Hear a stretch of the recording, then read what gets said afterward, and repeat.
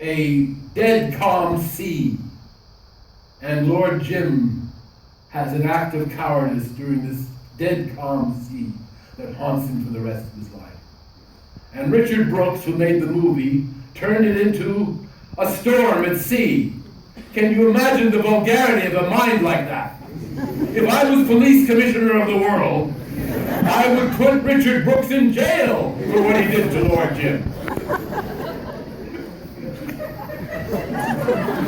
Luckily, we were on the sort of at the end of a pier, and nobody could hear this. This went on. It's funny, right?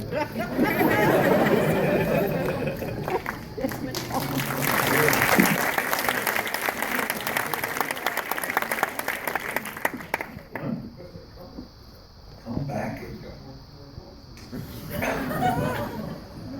Who's counting? Who measures that sort of thing? I don't have any comeback. It's an interesting story. Surprising that all the years I've known Peter, I never heard. Yeah, well, you know, it was cut out of the book. Because Orson said, I had it in the book, and Orson said, no, we can't have that in the book. I said, Orson, it's so funny. He said, no, there's enough critics in the world, take it out. Richard Brooks runs one of my pictures every week or something. He's a big fan of mine, I can't do that. Would any of you comment, I mean, it's fun seeing it tonight, I thought it was something I hadn't thought about before, but there was a terrific playfulness. Oh yeah, oh God. Orson had a laugh that Henry captured brilliantly. That laugh would just go on forever. You could still hear it off the clouds. When you went home after shooting, your face would actually hurt From laughing for 10 or 12 or 18 hours a day. It was painful because he was so much fun on the set. And that's one thing that all the movies about him get wrong, except a little bit in me and Orson Welles, they kind of capture a bit. The playful, fun, exciting quality of being with Welles. He's always cast as this dour, like in RKO 281. I think Well, in your film, in Someone to Love, he really shows. Yeah. Oh yeah. Oh yeah, that comes across. But when he's playing, when they have some other actor playing him, you know, in Ed Wood or RKO 281, it's always he's slobbering guy. But he wasn't like that at all. He was funny. He told jokes. He would sing songs for his prep school. Yeah. He would burst into the song from Finesse the Queen. Yeah, and start tap dancing. He would start tap dancing in a musical he did in 1927. When he was 13. He was so entertaining. He was so much fun, and he was delightful. He kept everybody happy, but he was serious at the same time. He worked really hard, and nobody's captured that. Like there was a story Paul Stewart told me about the making of Citizen Kane. They should have had this in RKO 281. He said when Paul Stewart was doing his very first film role as the butler in Kane, the first shot was a close-up of him, and he's supposed to say, "Rosebud? I tell you about Rosebud. How much is it worth to you?" And he was really nervous because he had never acted. And the big head, you know, Welles came up to him and he whispered, he said, "Paul, just remember when you do this shot, your head is going to be 40 feet high on the Radio City Music Hall screen." And Paul said this is the worst direction he could possibly have because he totally froze. He forgot the line, and he's camera rolling. He said, "Goldberg? I tell you about Goldberg." Is that true? And yeah, they all laughed. They went, "Whoa!" And Orson Welles was laughing bigger than anybody. That would have been a great scene in the movie. But that's what happened every day. There was something like that. Well, Orson had a laugh that was so infectious, and then he would see multiple things that were humorous about whatever it was. So he would keep laughing. But he had this thing about himself, at least later in life, that he didn't want to laugh on camera because there was nothing less attractive than a fat man that's laughing. right. So what happened at the end of Someone to Love was, you know, I kept going, trying to get him to do more, and he finally said, "That's enough. It's gotten too sweet. They'll find out." And he turned to the camera, to my cameraman, and said, "Cut." And my cameraman. Oh, you can just. It's in the documentary.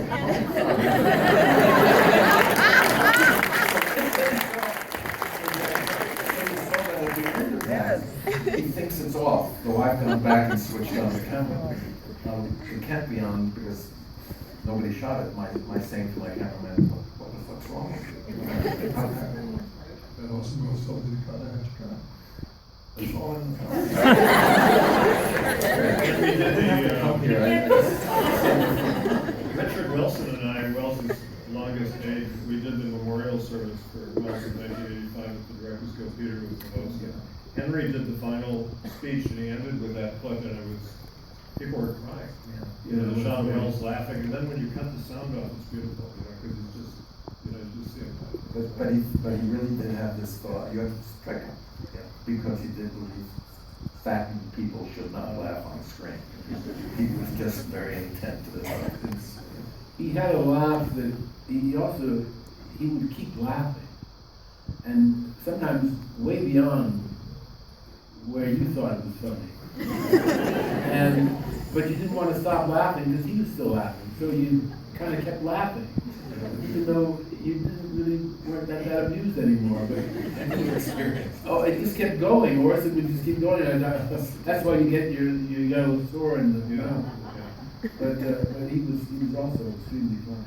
He would tell stories. He believed in entertaining the actors because there's a couple of wonderful interviews where he said the actors are the most important people in the film. Yeah. And he was tough on the crew. And we had a young crew on the other side of the room, so he worked them like dogs, and he was kind of rude with them and rough, but they all admired him. But the actors he handled like babies with kid gloves. Yeah, he was nice to the Except actors. me, he bullied me for 3 years. Because he wanted me to get into a certain kind of part. But he was so sweet and so kind, especially to old people. He was wonderful with old people, old actors. He was very, like Edmund O'Brien was suffering from what we now know as Alzheimer's. Orson was so gentle to him. Yeah. He was a little, as you say, he was rough on the crew. I remember one story, very funny. Frank Marshall was working on the picture. And Frank, I was sitting with Orson, and Frank came over and said, Orson, it's 3 o'clock, you know, and the crew's been here since 7, and they really should go to lunch. All right, if the crew has to go and have lunch, let them go. I'm not hungry. I said, well, I'm not hungry. Fine, Peter and I will stay here while the crew goes to lunch. Frank said, well, you know, Orson, it's fine, let them go. So everybody leaves. So we're left there, and after about 5 minutes, Orson turns to me and says, are you hungry? Because I'm absolutely starved. So I said, I could eat. So we go to the kitchen, and on the top of the refrigerator is this gigantic, industrial-sized bag of Fritos. And Orson takes it down, it's huge, and he rips off the top and pours most of it onto the kitchen table. He sits down, I sit down. He takes a huge handful, shoves it in his mouth. So I, of course, do the same thing. Now we're sitting opposite each other. And Orson says, you know, you don't gain weight if nobody sees you eating.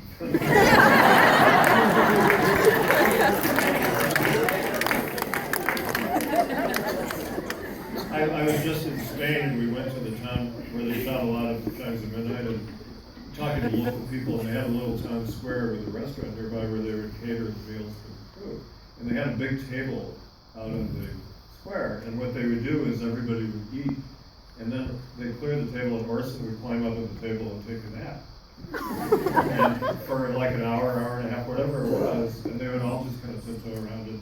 Then he'd kind of wake up and kind of, and make himself awake, and they would start shooting again. He was, one of the things that was great about him, he didn't work according to the schedules like you have to do in a studio. He would, if he wanted to take a nap for 2 hours, he would take a nap for 2 hours, which is a smart thing to do if you're, getting older or whatever. And then he would work for 18 hours. And 18-hour days are long, long days even for young crew people. But he had tremendous energy, and he would shoot, the first day of shooting 27 stops, which is pretty astounding. So he was, Charlton Heston said he was the most efficient director he ever worked with, which is a high compliment. And the myths about Wells, there's so many false stories that he was this slow, lazy director, just not true. And profligate, which he wasn't. Huh? He wasn't profligate at all. No. Chimes at Midnight cost nothing, and it's brilliant. $800,000, and it's a beautiful, big Shakespearean production. Heston said that all of Wells's films put together would not equal the budget of Catch-22, which was a complete waste of $15 million. Just something before my first questions. each of you give your thoughts about the myths. The reality. Yeah, I think one of the big myths is that he was this, bully and tyrant. He was to me because he wanted me to be nervous and anxious. After 3 years, one of the crew said he had complimented what I'd done in the rushes, and I suddenly thought, oh, great, and I relaxed for the next 3 years and had a good time. But I recently played a tape I had the first day of shooting with Peter and I doing a scene, 31 minutes of, we did 6 setups, which is a lot in 31 minutes, and we had 3 cameras, and he's actually very nice and complimentary in both of this, and he would say, oh, that's great, that's wonderful thinking, but as time went on, he would get sometimes rough with people, but he was delightful to work with, and he would come up with innovative things. I remember one time we were shooting at Peter's house when you were in Europe, and Peter was so nice, he loaned Orson his house for months, and he had all these strangers trooping through the house. And we were doing a party scene, and he wanted Paul Stewart and somebody to walk through the party, and he didn't have a dolly. So he told Gary Graber to lie on a rug that Peter had, and he had 2 people pulling the rug along, doing a low-angle Wellesian track each other. He said, I learned this from Jean Renoir. He called this the poor man's dolly. He lived at our house for a while. I was living with Sybil Shepherd at that time. And one day, he had his own wing, so to speak. He had a bathroom and a bedroom, and he would use the library as his own kind of study. I remember one of my favorite images of him is he'd have to go through my office to get to the TV room. In the afternoon, he'd be coming through my office, sort of tiptoeing and saying, Dick Van Dyke is on. He loved Dick Van Dyke. And Kojak. Anyway, Sybil was walking by where he was staying, and she smelled smoke. So she said, Orson, are you all right? I smell smoke. Just let me have some privacy, please. I just need some privacy. Well, I just smelled some smoke. That's all right. Just privacy, please. So she went on and forgot about it. And Orson left for the day or something. And that afternoon, the housekeeper, Maurice was her name, said, Mr. Wells must have had an accident. I said, why is that? She holds up his white terry cloth robe, in which is a huge burn mark. And she says, it looks like he put his cigar out in his pocket. And it wasn't out. He did. He put the cigar in his bathrobe, and it wasn't out. He caught fire. So he took it off and threw it into the bathtub, but missed the bathtub slightly. And it burned the rug a bit. She said it would take care of it, and she never did. So that's what happened. A couple of days later, Orson gives Sybil a very beautifully packaged book. And she opens it up. It's a book of opera with pictures, color pictures, book about opera. Sybil loved opera, and she wanted to sing it. And inside, he had drawn. It was very good cartoonist. He'd drawn a house burning with a ladybug in the foreground, and he wrote underneath it, "Ladybug, ladybug, fly away home. Your house is on fire, and so is your house guest." Love Orson. I'd like to mention another myth, and I thought I'd like to make some news here tonight, since Welles's career is still flourishing. I mean, he died 30 years ago, but it's still going. So at 4:45 this afternoon, I checked in on the other side of the room what's happening with this film. I'm sure a lot of you are curious. I'm curious. What did you find out? Well, I found out that the latest, this is what's exasperating, is that back in November, they announced in the New York Times that this film is, deals are made with Oya, the Iranian investors, other people, it's going to come out, we're going to start editing pretty soon. The film is in a lab in France, we're going to get the negative to Hollywood, blah, blah, blah, blah. Back in the summer, Oya decided, for whatever reason, she wanted more money. So she demanded a new contract. And if I had been them, fortunately, I was the producer of this film for a while. I want to thank Peter for 2 things. One is getting me into the film, and another is helping me get out of this film. I am now really, really grateful that I am no longer a producer of this film, because it is such a There's a really good book by Josh Carp about the 30-year history of this film, but to make a long story short, it's really a crazy situation legally and financially, but Oya decided she wanted more than $1 million, which is what she's supposed to get. So I would not have renegotiated this. I would say take it or leave it. But they renegotiated it to give her more money, and then she went on a cruise with her nephew Sasha, who has her power of attorney, and Sasha's dog. They all went on this cruise for 2 weeks and were incommunicado because the ship apparently was on a telephone. So the legal papers were not being signed. The producers, one of the producers got pneumonia. All the producers are going crazy. They're back home in Croatia. Jonathan Rosenbaum is over there advising them. He's kind of their Rasputin right now. And I'm not sure what advice he's giving, but he's been claiming that Oya thinks the producers are cheating her, etc. But if she signs this paper that they faxed over to her, she gets $1 million plus whatever. $1,000,004. Yeah, $1,000,004. And back in 1999 when I was producing it, I made a deal for her to get $1 million, which today would be worth $1,000,004. And she screwed that deal up. For 16 years, she screwed up every single deal. So we don't know what her motives are. Does she want control? Does she want more money? Is it some perverse desire to block the film from coming up? But as of 4:45, she still hasn't signed this deal. But now they're hoping that next week she might sign the deal. But this has been going on for 16 years. So if you're wondering where this film is, you might write her a note in Croatia and say, please, Oya, we want to see this film. I'm getting pessimistic after 45 years. I don't know what you think. This we're not working on the limit. Don't hit me. You've had your turn. This just reminded me of something I've never spoken about publicly yet, which I don't even know if you know about. In 1983, Orson took me, Oya and Orson and Kiki, Orson's dog, and I flew to Paris to try to get the film out of vaults and to go to the court, and we claimed that we had a company called Jag, which was Orson and myself, and that we had $1 million, which was what the Charlotte's relatives were then asking for.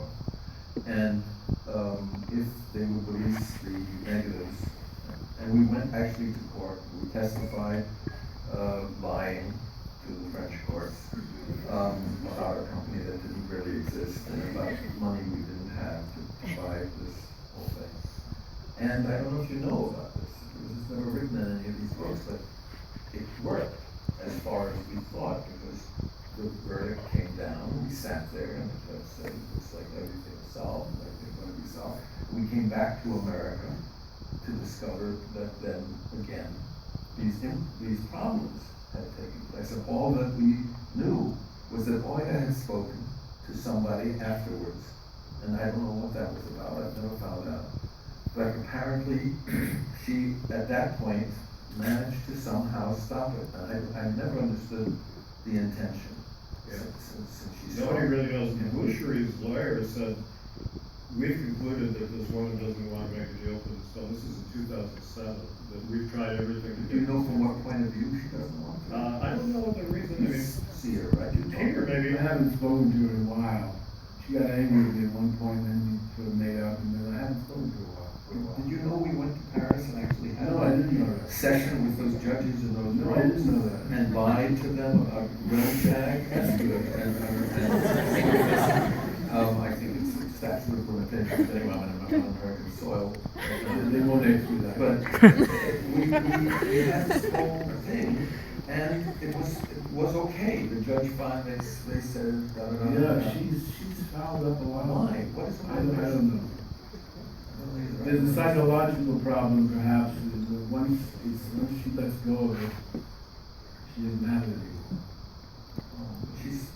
She's in it, and she's very good at it. wonderful things she does in it. She's doing it, you know. Some people have speculated that that's her one big thing, her power trip, that if she, I mean, I'd like $1 million more if I were her, but to her maybe it's more important to be the person blocking stuff. The New York Times is on this story, and the New Yorker is on this story, and it's going to come out pretty soon. Wells Net fan site wrote a piece Yeah, about they wrote a piece. Goya instructing this film, and I can testify to my personal experience that you guys. My best acting job. Peter's You're very good at it. Thank you. Peter's terrific, Henry's terrific. I mean, somebody, John Huston's best performance. Houston's terrific. Houston is great. Really great. Really terrific. You are. Thank you. There's a whole segment in this film where Henry, Paul Mazursky, and Dennis Hopper were filmed. Gary Graver told me he had 9 magazines that filmed 10 minutes each, black and white film. And he set them all up, and he lit it with hurricane lamps in black and white. It was very daring. And Dennis Hopper walked in and said, "Man, is this your lighting?" You know. And so the 3 guys, mainly Henry and Mazursky, Orson was egging them on to have a big argument about the state of movies in the 1970s. It was really interesting. And it's a time capsule of that period, and both of them are terrific. And it's 90 minutes of footage, and they're supposed to be talking to John Huston, who's off camera, but I suggested when we were doing this film that this could be an extra on the DVD. It's a separate Orson Welles film, 90-minute film, you know, and that's sitting there too in the vaults. And there's a lot of Welles unfinished films that you aren't seeing because they're off in Europe and people are afraid to show them in America. And it's not, I mean, it's something, as I said, it's like the Renoir line. The terrible thing about life is everybody has his reasons. Every Orson Welles film that's unfinished has its reasons for being unfinished. But they were not Orson. No. That's what's important. People think that it's unfinished somehow. Orson psychologically couldn't do this, and it was. He had an enormous amount of weird luck. Yeah, this whole thing with Oya, obviously, it's not Orson's fault since he's been dead now for 25. I think it's 30 years. 30. In some ways, she was very good for him. She was wonderful. Kept him And he going. adored her. He adored her. Yeah, she stimulated him to make all these films, but then on the other hand, they were both bad business people feeding into their own, you know, together they were a bad combination, business-wise, I think. And she's, Paranoia.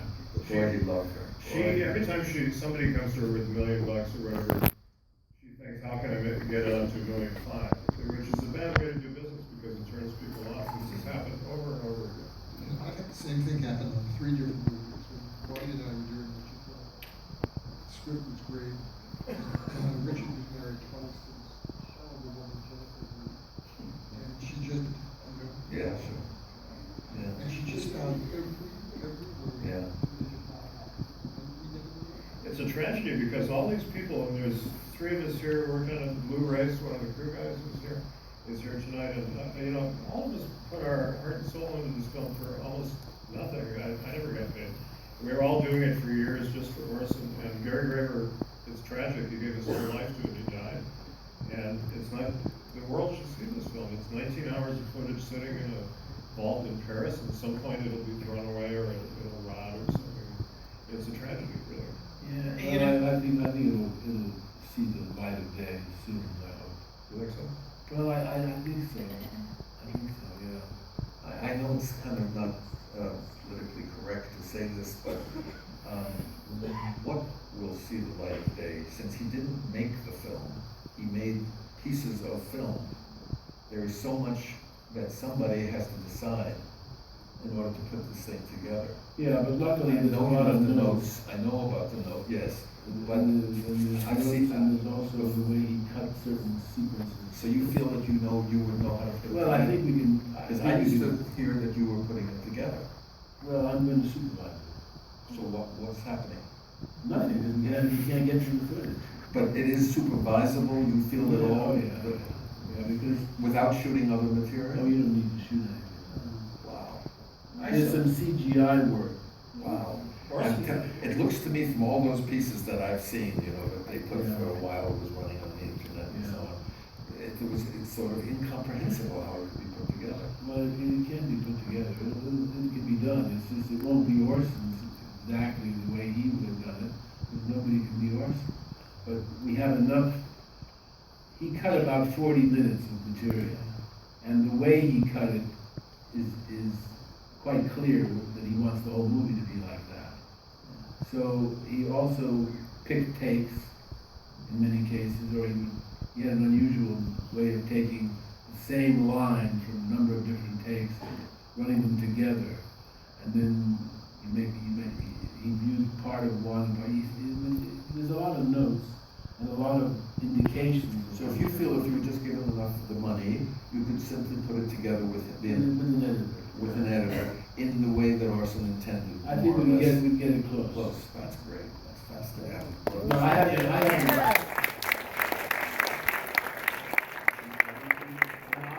haven't seen, nor has anybody seen all this material. I've seen some of it. I've seen the cut stuff, and I've seen some of the uncut stuff, which were a little while, about a year or 2 or 3 ago, I can't remember now. We actually had access to the material, and I was able to cut 2 sequences together, and they were fine. Who put it on the internet? How did that roll? I have no idea. And who took it off? I don't know. In 1998, when Big Brass Ring was coming in, Gary Graver and Oya Kadar both showed me, I saw about 2.5 hours of footage of it. And it was evident, it's self-evident, first of all, the 40 minutes that Welles has cut is dazzling. It's just got his mark all over it. So you've got that footage there that's amazing. But the structure of the film is pretty clear cut, which is, it's a lot like Nabokov's novel Pale Fire. You know, Pale Fire has a poem in the middle of it it exists kind of like a pitch and an avocado. It's separate from the surrounding material, which is kind of like a set of commentaries on it. And it's sort of like what Welles has going. He's got this Antonioni-esque film within a film, which so beautifully parodies Fellini and Antonioni, the sort of big static shots and enigmatic images big staircases to nowhere. It's really wonderful, that stuff. And that's the movie that the Houston character is presenting as a kind of hustle. He's trying to get a movie off the ground. And then you've got all this documentary footage that students are shooting of the Houston character, right, and basically the last day of his life. And then the movie that Oya is in with the boy. Yes, is the movie within the movie. And is that the movie that Orson, that John Huston's character is directing? Directing. Yeah. That's one of the conundrums of editing. Is Welles a couple times said the film within the film is 50% of the film, and I argued at the time I was working on it that stuff should be cut back because it would drive people out of the theater. Yeah. If you keep cutting away from one story to another. No, that's not the way it has to go. They're all too esoteric, I wonder, for the audience. Well, it's esoteric. The problem is that Oya thinks. No, I mean the discussion. Oh. I just meant. No, it's fascinating. Do you feel left out? No, fascinating. Keep talking. This is the big aesthetic issue because Welles told me that stuff is a spoof of Antonioni. He was spoofing Zabriskie point, making fun of pretentious arty filmmaking. The trouble is, for a minute or two, that's funny, but if it goes on for 5 minutes, it looks like art. But Oya thinks that is a work of art because she stars in that. Yeah. She's naked a lot in it. She helped write it and direct it. So she got very offended when I said we need to cut that stuff back. That apparently is part of her problem. Is that she's trying to protect that. She has approval of that. Does she? She has approval of her nudity. Well, yeah, that's the thing. She's nude all the way through. She's nude through most of it. Yeah. She's making demands like, I have to prove my nudity. I'm running around. Everyone here would buy a ticket. Yeah. I'm curious about something. How many of you, just show of hands, have seen any footage about this? You've seen footage? Footage of the film. The other side of the window? Yeah. It's been a On the documentary. internet? It's on the Criterion Laserdisc of F for Fake. One man band. Yeah, and the one-man band footage. And the It LA is? Museum showed some of it. The LA Museum showed some of it. A lot of it has been in documentaries of different kinds. But, a lot of people, we showed it for years to people like Steven Spielberg and George Lucas and Clint Eastwood and Oliver Stone. None of them would write a check for the money. Now Jonathan Rosenbaum is saying Frank Marshall should just write a check. It's not going to happen. That's not the way Hollywood works. It's not the way Hollywood No. works. Oliver Stone, when Oya was sitting in the cutting room, Oliver Stone was watching the film, and at the end of it, he turned to her and he looked at her, he said, "You were a good-looking dame." Which is about the worst thing you can say to an actress. I remember Yeah. when we showed in 1998, they showed the footage to me, and they showed it. I think you were there too, Joe. It was at Sony. That weekend, Touch of Evil was the #1 hit in the country. The restored Touch of Evil. So in that context, we were showing that footage, or Gary and Oya were showing that footage to an executive from Sony, and he was watching the footage, and I mean, it was like to use the phrase of Nabokov's, his smile was a cesspool of rotting monsters. He just, oh, so interesting, so original. And he kind of disappeared up the staircase in a cloud of executive pixie dust. I mean, he could not handle what he'd seen. And, you know, it's like, gosh, it could be your next big hit, but it's hard to. Well, back in 1970, I thought this film is going to blow people's minds in the parlance of the time because the cutting is very fast, like 2-second cuts, all kinds of camera work that's all over the place. It was a parody of cinema verite. It's in two styles, neither of which is Wells' own. There's cinema verite parody and Antonioni parody. And it's very unusual in every way, politically, sexually. Time has caught up with it a little, that MTV and fast cutting is everywhere, but so I think people might actually understand it more today than they would have back then. But it's still ahead of its time, and that's the problem with Wells, and Stanley Kubrick had that problem, that whenever they came out with a film, it was not like anything else they had done, so you couldn't say, oh, that's another Citizen Kane, or that's, you know, like with John Ford and Hitchcock, you kind of knew what they were doing, but these guys would make a film and they'd say, what is this 2001 thing? I don't get this at all. What is this? And then 10 years later, they would say, oh, that's a classic film, you know. And Wells had that problem, and but you know, now it's history, and we all want to see this film. And I'm not saying Leia's not going to sign this contract, and maybe she will next week. They're hoping she'll sign it next week. So let's all cross our collective fingers here. But we've heard this many times before, folks, and It's been 30 years since Orson died. Yeah. Can I tell, this makes me think of something. I was trying to finish a film, and I didn't have enough money, and I didn't have enough time. And I had lunch with Orson, and I said, what am I going to do? At this point, I've shot this much. I need this big ending, which was going to be a blowing up explosion thing of the soldiers' tracks, of a soldier coming home from Vietnam with some guns and shit, and turning on the town that he lives in. And I'm out of time that they've given me, and I'm out of the money that they've given me. And he said this line that has been my sort of whatever forever. The enemy of art is the absence of limitations. He said, the enemy of art is the absence of limitations. I said, what does that mean in terms of this? He said, what do you want to do? I described it. He said, look at the table. There, see that pack of matches? He said, give it to me. So he took one match out, put it in the pack of matches this way, folded it, lit something, and the thing flared. So he said, you want a scene of what? He said, I said, this guy turns on the town and he's blowing up this like huge explosion. All I need is a huge explosion. He said, well, you've got it for $3.98.